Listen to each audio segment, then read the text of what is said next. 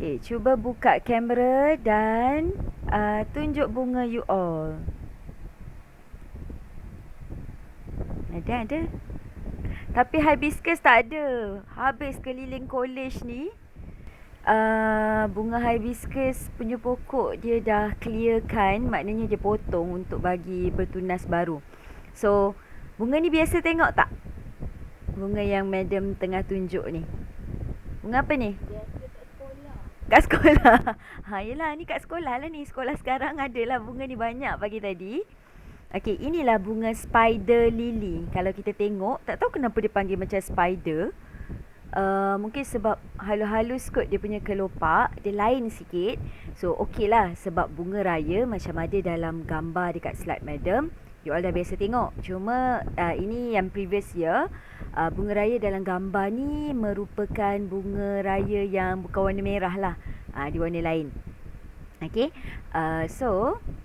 Kalau you all tengok, kita hari ni nak kena belajar struktur bunga. Okay. Kalau dekat rumah you all ada bunga apa-apa pun tak apa.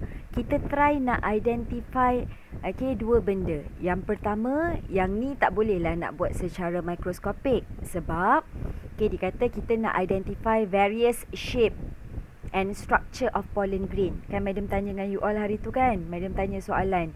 Adakah pollen grain ni bentuk dia sama? Ataupun pollen grain ni bentuk dia sebenarnya berbeza? Apa jawapan dia? Sama ke berbeza agak-agak? Ada tak yang search? Adakah dia memang bulat-bulat, kecil-kecil?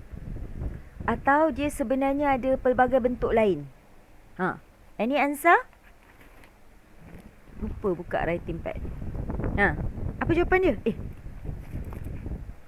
Hari ni semua orang tak nak bercakap ke? Ke you all cakap madam yang tak dengar? Dengar rasanya tadi Afiq baca doa. Ke setting saya ni yang rosak? Betul. Hello? Pollen grain ni bentuk dia sama ke beza? Beza. Apa contoh bentuk yang you all dah jumpa waktu you all search? Bestnya kat kampung dengan punya ayam. Apa contoh? Kalau beza. Bentuk apa agak-agak? Agak-agak bentuk apa? Ada yang bentuk panjang. Okay, so alright, let us guess. Okay, so kawan you kata contoh. Alamak besarnya. Okay, ada yang bentuk panjang. Ada lagi? Ada yang cuba search? Okay, ada yang bulat tapi tak macam bulat. Ada yang bentuk panjang. Panjang macam ni ke? Bujur macam ni ke maksudnya? Betul? Alright, so ini antaranya. Ataupun entah kejap lagi ada yang bentuk 4 segi. Kita pun tak tahu. Ada yang bentuk macam COVID-19. Kita pun tak tahu. Okay, so saya akan bagi 2 contoh. Sebab sebenarnya sekiranya you di Makmal pun, you akan investigate 2 jenis flower ini. Okay, because of 2 flower inilah yang paling common kita jumpa dekat Makmal kita. Okay, iaitu spider lily yang warna putih ni dan juga hibiscus. Actually hibiscus ada banyak ada yang warna putih, ada yang warna merah. Tapi struktur dia sama je. Alright. So our aim for today's experiment is to identify the various shape and structure of pollen grain. So madam yang akan tunjukkan under microscope macam mana bentuk pollen grain ini. Sebab sepatutnya you all sendiri yang akan buat macam mana. So you akan identify yang mana structure tempat ada pollen. Kalau macam bunga ni, perasan tak dekat bahagian yang warna kuning ni, dekat sini ada banyak sangat bintik-bintik halus. So itulah dia punya pollen grain. So biasanya you all akan pergi dekat slide. Dan you akan letak setitis air dan jatuhkan pollen grain tu. Then you akan cover air yang ada pollen grain tadi dengan cover slip, and then you are going to observe under microscope. So actually memang you akan nampak apa yang madam akan tunjuk sekiranya kita buat di dalam Makmal. Okay, and then we also have to explain the reproductive structure of flowering plant. So kalau yang ini kita akan melibatkan, you akan kena cover of course the male and female. Okay, dekat bunga ni yang mana male and female? Male and female punya apa? Kita nak tengok reproductive structure. Okay, we want to investigate the male and female reproductive structure of flowering plant. Alright, so ini yang nanti you all nak kena lukis. Alright, so inilah dia yang kita nak tengok. So next slide. Alright. Okay, so dalam you punya observation for today's experiment, you are about to draw only 3 diagram. 3 je. Okay, di mana yang pertama, kita nak tengok pollen grain of hibiscus ataupun spider lily. Okay, walaupun you kat rumah ada, tapi untuk part pollen grain ni tak boleh lah. Kita kena pakai 2 jenis ini sebab kat rumah tak ada mikroskop kan. Kecuali lah kalau parents dia memang saintis, memang mak dengan ayah dia kalau tak saintis pun ada beli mikroskop, you can try. Okay, bukan letak bunga tu sekeping, try lah buat. Okay, letak air dekat atas slide. Okay, letakkan. Ataupun kalau ada yang nak cuba, okay, why not you ambil kertas yang kosong. Okay, you dustkan pollen grain tu dekat atas kertas. Handphone sekarang kan dah canggih kan. Cuma kuasa pembesaran dia tidaklah sehebat mikroskop. Sebab supposedly, okay, our observation are using either 10 times objective lens. Okay, yang ni biasa kita dah nampak bentuk. Ataupun kita boleh juga guna 40 times objective lens. So, kuasa pembesaran kamera kita ni tidaklah up to that level. Tapi manalah tahu kan, canggih handphone you all dari handphone madam. So, you able to observe the structure of pollen grain under your handphone punya kamera. So, you snap lah. Bila kita snap kan, kita boleh zoom in, zoom out kan. Okay, kalau this part tak boleh buat, tak apa. So, for those yang ada flowers, kejap lagi saya nak demonstrate how to identify the male and female reproductive structure. Dan madam nak guna contoh, ni tukarlah kalau madam. Sebenarnya tak kisah bunga apa male and female ni. So, ikut bunga apa yang you guna. Kalau nanti you nak guna bunga, katalah you guna rujukan, you tak guna bunga sendiri sebab ada yang kata tak dapat nak beli bunga, tak ada masalah. Madam kan kata jangan beli. Kalau ada di keliling rumah boleh cuba buat.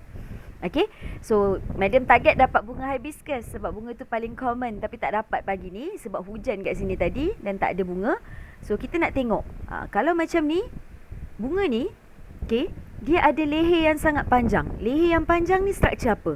Dan ovari dia sebenarnya adalah yang bulat kat bawah ni, tapi bahagian dalam. So kita nak buat longitudinal section of this flower. Okay, dan yang mana male structure, yang mana female structure. So kita nak kenal pasti pada tumbuhan. Kalau dapat hibiscus, dia lebih jelas sikit lah. Okay, dan pada gambar yang you lukis nanti, you akan lukis gambar yang lebih kepada diagram dan lebih kepada gambar yang, okay, untuk this one dia tak ada magnification.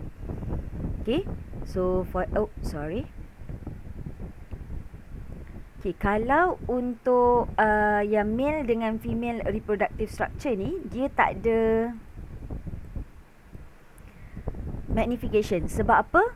You are going to observe the male and female reproductive structure ini usually secara naked eye. So, untuk this part ada magnification. Okay. Apalah, semua nak pop up. Sorry kejap. Ni semua komputer ni punya. Okay, untuk this one you boleh pilih lah under 40 or 100, depend pada gambar yang madam nak tunjuk kejap lagi. Madam pun tak ingat. Okay, but for this two, no magnification. So maknanya dekat tepi gambar dia tu, kalau tiba-tiba you tulis magnification, salah lah. Okay, supposedly tak ada magnification sebab kita tengok menggunakan naked eye. Okay, you dissect the flower and then you observe.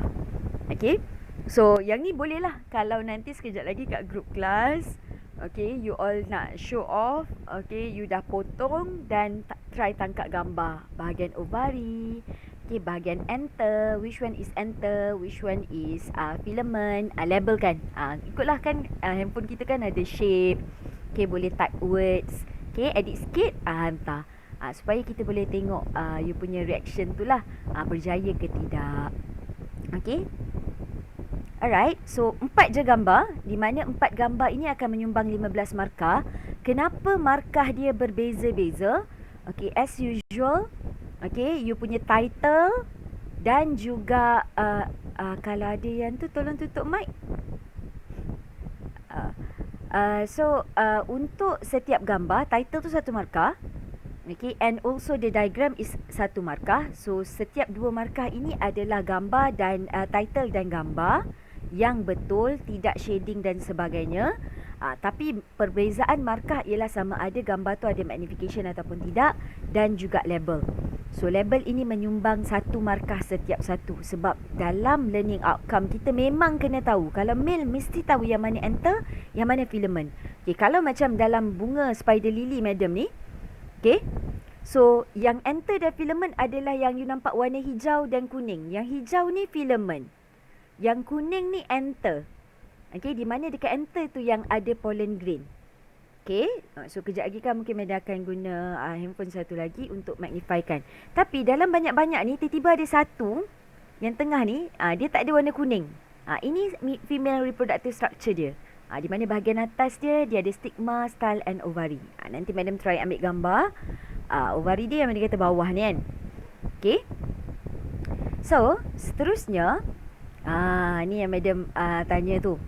Okay, various shape of pollen grain. So while madam searching for this thing, okay, this is the outcome from Google. So you tengok ada berapa banyak yang macam durian ada, yang macam pulasan ada. Okay, so dekat sini ada 2 shape utama lah. Kalau you tengok ada yang bulat tapi tak ada duri. Kalau yang ada duri ni, duri tu label dia adalah spine kalau yang ada duri ni, macam ni kan, contoh ada duri dia ni, you boleh label sebagai spine. Dan of course kulit luar kepada pollen ini kita panggil sebagai axin. Dalam gambar yang you tengok under mikroskop, kita tak nampak intin sebab kita bukan belah pollen grain tu. So untuk pollen grain nanti, kalau you tengok tadi, madam memang minta label 2 benda. So if you are drawing, gambar ni satu je, you boleh pilih hibiscus ke spider lily, satu gambar je, tak perlu lukis dua-dua. Okay, kalau hibiscus, dia punya gambar memang ada spine ni. Okay, kalau spider lily tak ada. Okay, so memang 2 ini antara label yang penting. So ada macam-macam bentuk, ada bentuk macam bola rugby sikit, macam kekacang, lepas tu kulit dia macam cengkerang kura-kura. Ada yang bulat sahaja tapi macam ada apa? Ada 4 segi atas dia kan. Ada yang bentuk macam ni. Okay, so this is all the pollen grain under microscope. Maknanya kalau tengok guna naked eye, kita taklah nampak. Kita nampak biji-biji je. Tak adalah nampak very detail the structure. Okay. Okay, so let us look. Okay, kalaulah contohnya this is example of hibiscus. Okay, hibiscus, bunga kebangsaan kita. Okay, so madam nak buat 400x. Okay, di mana objective lens dia adalah 40. Okay, so kalau you nak lukis ini, berdasarkan contoh madam ini adalah the pollen grain of hibiscus under 40x objective lens. So actual magnification yang you kena tulis pada gambar you adalah 400x. Okay, so jangan lukis ni. Yang ni tak perlu lukis. Ini nak tunjukkan kat mana kedudukan this one. Okay, nampak tak? Kalau dekat hibiscus ni, pada bahagian this one ada banyak yang kuning-kuning dan tangkai dia adalah warna merah. Ada banyak sangat bahagian bawah. Dan dia ada pula yang bahagian atas ni. Okay, so yang bahagian atas ni, yang warna merah, this is actually structure stigma dan style. Ovari dia duduk kat bawah. Tak ada. This is stigma untuk hibiscus. this is dia punya leher dia tu yang memanjang dan dia akan ada sampai ke bawah. Okay, kita panggil a style. But this is referring to female reproductive structure.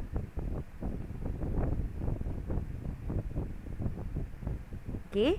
While kalau yang male yang mana? Okay, madam pakai warna hitam pula ni.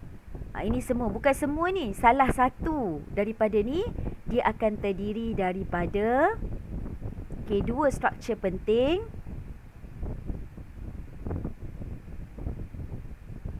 Anther dan juga filament. Filament ni tangkai dia lah. Okay, so this one nanti nak kena lukis waktu yang figure 5.2 and 5.3. Okay, so for this part, you just draw this one. How many do you want to draw? Okay, usually untuk pollen ni kita taklah lukis satu. Kita lukislah dalam 3. Sebab bila you letak atas air tu, you taklah nampak satu je. Kalau lukis satu tu macam tak sesuai lah. So, inilah shape-nya. Tak perlu warnakan hijau. Okay, tapi perlulah ada spine ni. Perlulah nampak kulit luar ni, kita panggil axin. Lukislah dalam 3 pollen untuk kotak you tu. Boleh tak? Jelas tak? Atau kalau siapa yang tak nak lukis yang macam COVID ni sebab dia rasa dihantui oleh COVID-19, okay, so you can draw another species in which yang ni kita labelkan dia. Inilah bunga yang madam sebut tadi. Okay, kalau this one, alamak, dia punya female dia yang ni. Alamak, female dia tak nampak. Okay, dia ada female. Female dia, kalau ada siapa yang ada dekat dengan sekolah ke dia nak pergi tengok balik, nanti madam akan tunjuk. Female dia tak ada warna kuning ni. So, kalau yang ada warna kuning dan tangkai ini, okay, this is actually dia punya tangkai dan dia punya warna kuning tu. Yang warna kuning itu adalah dia punya anther. While tangkai hijau tu adalah dia punya filament. So, this is male or female reproductive structure. Kalau yang warna hitam ni, male ke female ni? Ada anther dengan filament. Male. Yes, very good. Male reproductive structure. Okay, kalau female ada apa? Okay, kalau female, ini yang madam kata. Daripada satu yang tengah-tengah ni, yang tak ada, alamak, macam nak tunjuk. Blur. Okay, dia ada satu warna hijau ni. Dia atas dia. Kalau yang ni yang mana tak? Yang ni, this one. Yang tak ada. Sekejap, saya pakai warna lain. This one, nampak dia tak ada warna kuning. Dan dia panjang, dan akhir dia adalah this one. So, structure dia seolah-olah atas dia macam ni. Panjang. Bawah dia this one.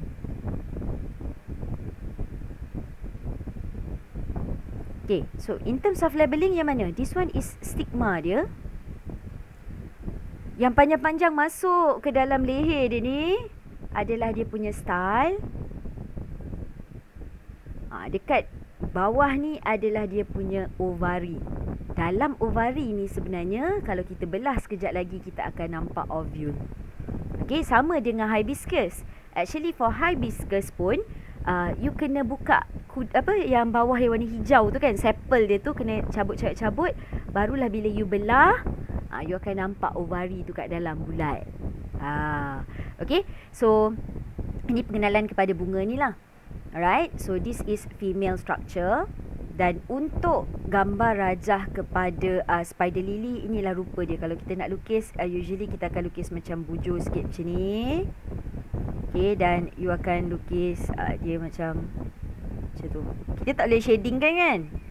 So dia ada macam kura-kura sikit macam ni. Lukislah juga sama 3 ke 4 ke. Okay, ataupun jangan satulah. So labelkan. So kulit dia ni yang kita panggil sebagai axin. Okay, so untuk spider lily memang satu je lah labeling dia. Tak ada dua. Okay, sebab struktur lain memang kita tak nampak. Kalau yang hibiscus ada 2 label. Alright. So jelas tak untuk gambar 5.1? Atau tahu bukan dua-dua kena lukis. Sama ada you nak lukis spider lily punya pollen grain ataupun hibiscus. So this cover the first observation for your lab report. Okay, and then for 5.2 and 5.3, okay, actually, okay, you kena lukis dua yang separate. Okay, contoh satu you nak lukis this one kan. Okay, kita highlight part stigma, style dan bahagian bawah ni ovari. So biasa ovari ni dia ada dekat bahagian hijau ni. Okay, atau bahagian bawah ni. Okay, dekat guduk bawah ni kan. Ini pokok dia kan, brag dia kan, yang kat sini. Okay, so ini contoh saya ada bagi. So kena lukislah lengkap cuma satu gambar. Kalau dia adalah female, you akan label part ni lah, stigma, style dan ovari. Okay, dan satu lagi gambar, you fokus kepada yang mana enter, yang mana filament. Okay, ataupun yang ni lah, yang ni memang nampak kita panggil cara gambar ini, ini contoh macam hibiscus punya longitudinal section. Okay, so saya tak boleh nak bagi you lukis satu gambar tapi ada semua. Dia memang kena pecah dua sebab markah dia macam tu. Okay, so labeling lain ni selain daripada, okay, kalau you tengok this one, this is yang male. Okay, sorry, sekejap. Okay, this is male structure. Kalau guna bunga ni pun boleh. Cuma this one, yang penting this one, style dan juga ovari. Ovari is the entire things. Yang dalam ni, yang you nampak bintik-bintik hijau kat dalam ni, ini dikira ovule. Tapi you lukis lengkap macam ni pun tak apa. So sebab itulah kalau you tengok position bunga raya tadi, stigma ni sebenarnya ada beberapa. Dia depend pada bunga. Kadang-kadang ada bunga dia ada banyak stigma macam bunga raya. Ada yang ada satu. So dia different, depend on the type of flower. Contoh kalau bunga spider lily ni, stigma dia ada satu. Tapi structure enter dia ada 2, 4, 5. Ada 5 ikut bilangan kelopak dia. So kalau macam ni ada 6 enter dan filament. Ada satu stigma. So it depends on flower. So lagi banyak stigma, lagi banyak enter, lagi tinggi chances untuk berlaku proses fertilization dalam plant. Okay, so this part adalah yang female. So dari sini you akan dapat lagi 2 lagi gambar untuk you lukis. Lukis 2 kali tapi labelkan, satu yang untuk male, satu yang untuk female. Tapi tengok title you all jangan salah. Tulis kat title male tapi pi label dalam gambar yang this one. So tak tepat lah. So be accurate about that thing. Okay, setakat itu ada soalan ke tidak? Ada? Tak ada? Okay, kalau tak ada, saya akan habiskan dulu briefing ini dan then barulah kita akan pergi kepada pembedahan this one. And then baru kita akan tengok video demonstration sedikit. Barulah kalau ada soalan you tanya dan saya akan bagi you chance untuk buat lab report. Dan sebelum tu kena siapkan jawab pre-lab yang saya dah assign dekat GC. Ada 15 soalan. Kan saya sekarang saya tak nak bagi you buat dulu. Saya nak ajar dulu supaya you pun bila buat tu you rasa terarah. Okay, untuk this part tak payah tau. Ini kita cover dah hari tu. So tapi sebab gambar ni dah ada, saya biarkan je lah. Alright, so for this lab report, apa yang you kena buat untuk discussion? Okay, so for discussion, okay, actually you kena discuss function of male and female reproductive system in plant. So apa dia male and female reproductive ni? Kalau macam ni, kalau dalam male ni kenalah cerita apa contoh function enter, function filament. Kalau female saya tak tulis lah. Contohnya adalah stigma, style and ovary. So apa function dia ada dalam nota kita dan bab ini merupakan bab yang ke-9. Bab ke-8. Okay, dalam you punya nota. Okay, siapa yang tak ada nota nanti ingatkan saya untuk share dengan you nota PDF. Okay, sebab saya kadang lupa dah sebab yang lain ada buku. Alright. So 5 markah. So you kena tengoklah, katalah you kata enter dan filament ini. Peranan dia apa? Contoh apa peranan? Mungkin kita tak jumpa function setiap satu. Tapi enter dan filament ni kita tahu dia male reproductive structure. So mungkin peranan dia ini adalah ke arah apa? Mungkin dia nak produce pollen grain. Tapi untuk hasilkan pollen grain tu, apa proses dia? Mungkin apa? Nama dia apa? Formation of pollen grain ke, atau ada nama proses. So you kena baca sikit lah. Alright. So minggu depan saya akan bagi jawapan dan kita akan tanda sama-sama. So try cari dulu. Dan untuk part question and answer, ada 3 soalan. Okay, sekejap saya save dulu. Saya takut korang hilang.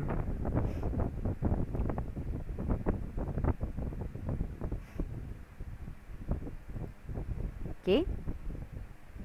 So yang pertama, sebab madam dah tunjukkan macam mana, walaupun you lukis salah satu je, tapi madam dah tunjukkan macam mana rupa hibiscus punya pollen grain, macam mana rupa spider lily punya pollen grain.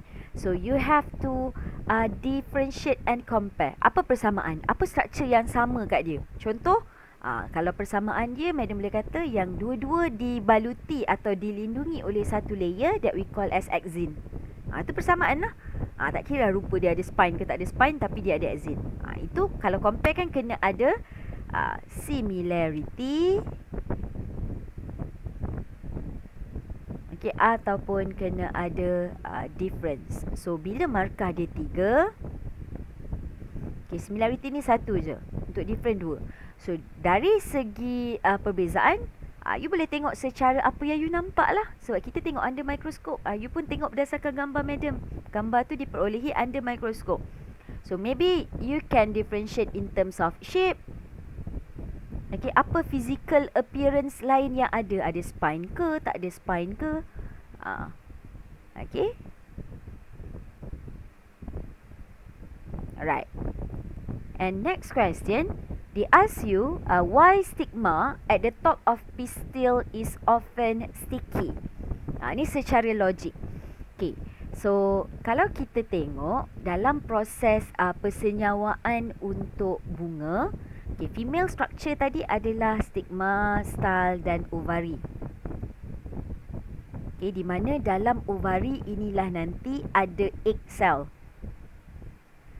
Okay. So dia tanya, kenapa stigma ni biasanya sticky? Okay. Actually, kalaulah ini female reproductive structure, kalau male, ni contohnya lah, filament dan anther. Okay, biasanya pollen ada dekat anther ni. Cumanya bukan pollen daripada bunga yang sama yang akan land on stigma. Mungkin dekat pokok kan ada position bunga yang lebih tinggi daripada bunga yang lain. So pollen dia tu yang akan diterbangkan angin, yang akan dibawa oleh lebah, okay, dan dia akan jatuh on sticky stigma. Okay, so one reason antaranya, tapi carilah jawapan yang cantik sikit ni, ada cerita je. Okay, one reason why stigma have to become sticky, okay, adalah supaya pollen grain ini boleh terlekat dekat dia. So bila dia dah terlekat, sticky ni maknanya dia ada fluid kan, ada cecair kan.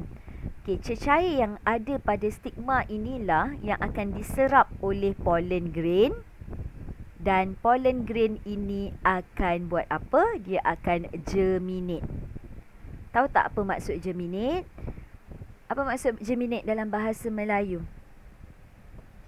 Bercambah. So kalau kita kata satu seed tu bercambah, maknanya tiba-tiba dia tumbuh tunas kan. So, apa maksud pollen grain ini bercambah? So, suddenly ada nukleus di dalam pollen grain ini yang akan menyebabkan ada structure pollen tube.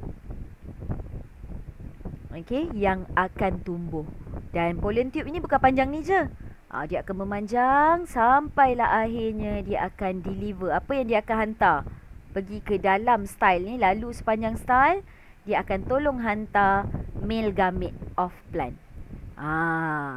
Okay, ini yang nanti kita kaitkan dengan proses that we call as double fertilization. Kenapa dalam plant kita panggil double fertilization, bukan fertilization sahaja. Okay, saya rasa you dah belajar dulu sikit-sikit kat sekolah, cuma termnya mungkin bukan begini. Okay, so yang ni satu markah je. Kenapa? Maknanya to allow pollen to stack ataupun to land on stigma ke, atau carilah apa yang sesuai. Satu markah je, tak perlu panjang. Okay, tapi dia tanya pula untuk soalan nombor 3, why pollen grain is important in fertilization? Apa yang ada dalam pollen grain ni? Kenapa dia ni penting untuk persenyawaan dalam tumbuhan? So, walaupun tumbuhan tu tak bergerak, tapi cara persenyawaan dia adalah sexual reproduction. Maksud sexual reproduction ini ialah apabila ada male gamete dengan female gamete, yang end dan end tu bergabung dan barulah tumbuh menjadi satu struktur yang 2 end. So kalau dekat plant, dalam pollen grain inilah yang akan ada male gamete. So dihantarlah oleh pollen tube ni. Dan dekat dalam ovari inilah yang biasanya kalau plant kita panggil, tak panggil ovum, kita panggil egg cell. Okay, so male gamete tadi ada setengah buku dia panggil sperm cell. Tapi kalau yang plant dia ada sel kat ujung. Kalau human punya tak ada. Ataupun male gamete. Madam biasa pakai male gamete. So bila dia fuse, berlakulah fertilization. Tapi tu baru satu fertilization. So actually madam ada tambah sikit nota berkenaan dengan this one. Okay. So kalau you tengok, ni just, apa hal tiba-tiba perkataan ni jadi kecil. Tak apalah, boleh baca kan. Okay. So actually, apa maksud double fertilization ni? Tengok nombor 2 ni. Okay, dalam plant, persenyawaan dia bukan sekadar melibatkan sperm dan ovum. Dia ada 2 persenyawaan. Di mana setiap kali pollen grain ni bercambah, okay, nanti akan terhasil 2 sperm nuklei. Ada 2 sperm atau 2 male gamete. So, bila ada 2, dia mesti akan fertilize 2 structure. Okay, di mana 1 sperm cell akan fuse dengan egg. Okay, satu akan fertilize dengan egg. Di mana akhirnya produk dia dekat dalam ovari tadi akan ada diploid zygote. Ini yang develop untuk menjadi tumbuhan baru. Okay. Alright. Dan satu lagi sperm cell akan fuse dengan polar nuclei. Yang duduk kat tengah ni ada 2 nukleus ni. Dia fuse. Dia jadi struktur yang kita panggil sebagai 3N endosperm. Yang menjadi sumber makanan kepada seed. So selepas persenyawaan, dia takkan tumbuh terus jadi pokok tau. So dia akan tinggal dalam apa? Dalam biji lah. So product of double fertilization ni akan jadi biji. Dan ovari yang luar ni akan jadi buah yang you makan lah. Contoh kalau durian kan.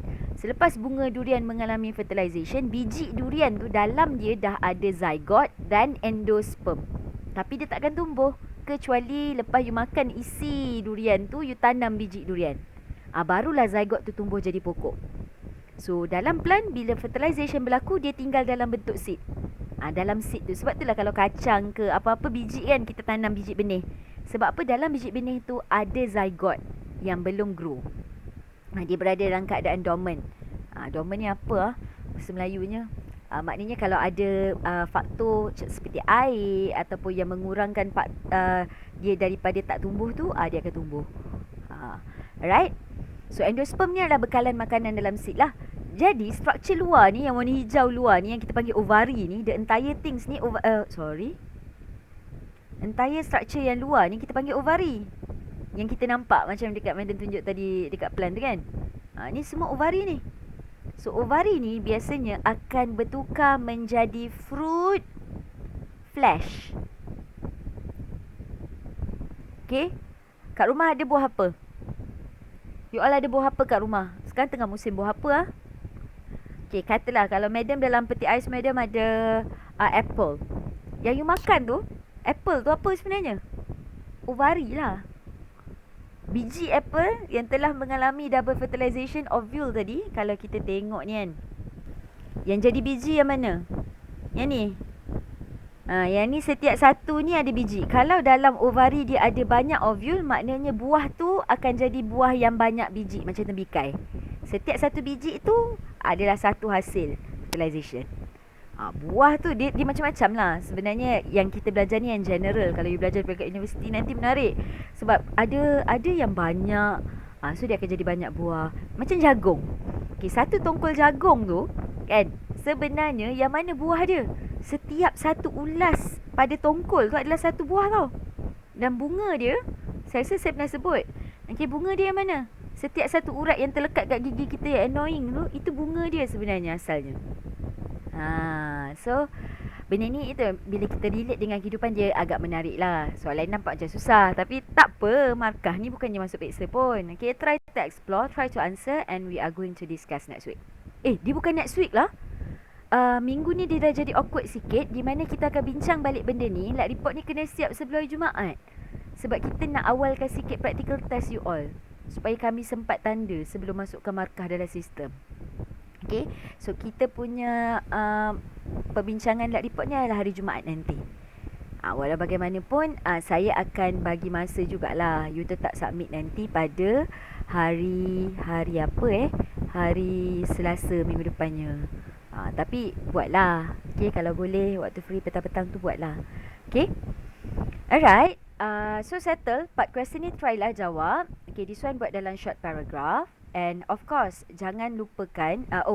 Okay, sambung. Ini double fertilization kan? Okay, apa kepentingan pollen? Okay, so you boleh ceritalah. Dalam pollen grain ni, dia ada 2 nukleus sebenarnya. Setiap matched pollen, dia akan ada 2 nukleus. Okay, yang pertama dia panggil tube nukleus. Okay. Yang kedua adalah generative nucleus. So ayat ni penting untuk you mention dalam yang question number 3 tu. Ni macam sebenarnya dah bagi jawapan lah. Okay, apa kepentingannya? Okay, so you akan cakap tube nucleus ni bila dia land on stigma, tube nucleus inilah yang menyebabkan berlakunya tumbuh struktur pollen tube. Nucleus kan control activity of cell. So activity apa yang dia control? Germination of pollen grain tadi. So kerja dia memang untuk pastikan bila land on stigma boleh tumbuh. Kalau keadaan sesuai, cukup cecair yang diserap, dia boleh tumbuh dan memanjang ke arah struktur egg cell dalam plant structure. Okay, manakala bila pollen grain dah start tumbuh, apa berlaku kepada satu lagi nukleus? Satu lagi nukleus ni lah yang akan menjadi 2 sperm nuclei ataupun yang madam sebut sebagai male gamete tadi. 2 so apa yang berlaku kat dia? Dia dah end dah. Okay, sebab ni dah jadi gamete dah. Okay, dia akan mengalami mitosis untuk menghasilkan 2. Generative cell divide to form 2 sperm cell. Kalau nak tambah ayat belakang ni, by mitosis. So bila dah ada 2 sperm cell ni, apa berlaku? Bila sampai kat bawah, 1 sperm akan fertilize dengan sel yang kat tengah-tengah ni kita panggil egg cell. Ni egg cell. Dan 2 yang tengah-tengah ni lah yang kita panggil pola nuklei. Okay. So inilah contoh. Ini sebenarnya jawapan untuk soalan nombor 3 tadi. Soalan nombor 2 tu kena pandai cari. Okay, so untuk conclusion, apa yang kita kena concludekan? So of course kita kena relate dengan learning outcome. 2 markah So dua-dua ni kena conclude. So identify various shape and structure of pollen grain. So you kena describe lah. Contoh yang you lukis tu hibiscus. Okay, mungkin you akan conclude the pollen grain of hibiscus bentuknya apa? Mungkin you kata round. Okay, with the presence of spine. Okay. So kalau yang you buat berkenaan dengan satu lagi tu, bentuk dia apa? Untuk lili. Mungkin you kata bentuk dia adalah bentuk lili tadi bentuk apa? Rugby ball. Jangan buat hal. Bentuk apa tu?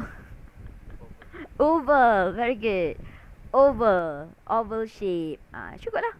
Sebab kita nak tahu various shape ini. Atau kalau you nak conclude dua-dua, sebab kita pun ada cover, ada gambar, walaupun you lukis satu boleh. Hibiscus bentuk ini dan lily bentuk ini. Dapatlah markah untuk conclusion number 1. And for conclusion number 2, to explain the reproductive structure of flowering plant, kena cakap lah, male ada structure apa? Reproductive structure ada apa? Anther and filament. Kena ada semua ada 5-5 While kalau female, reproductive structure ada apa? 3. Stigma. Lagi apa? Leher dia tu nama apa? Leher. Style. Okay, yang bahagian bawah tu, yang rahsia dan dia nak suruh you all explore dan tangkap gambar tu, ovary. Dalam dia baru ada ovule. Very good. Inilah aim kita. You dapat jawab tu. Okay, dan letaklah mana-mana reference yang you search juga. Okay, 1. Alright. So, settle untuk this part.